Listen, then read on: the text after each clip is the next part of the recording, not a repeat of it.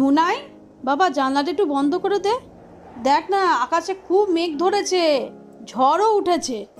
হ্যাঁ মা, দিচ্ছি। মা, বাবা কোথায় গেছে?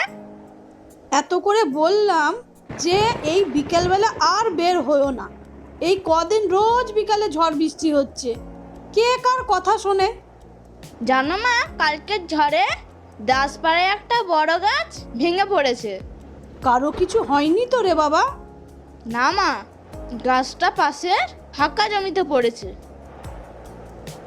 জানো মা, ওই গাছে খুব কাছেই আমার বন্ধু অনিকের বাড়ি। ওরে বাবা রে, ভাগ্যিস গাছটা ওদের বাড়ির দিকে পড়েনি, তাহলে কি যে হতো।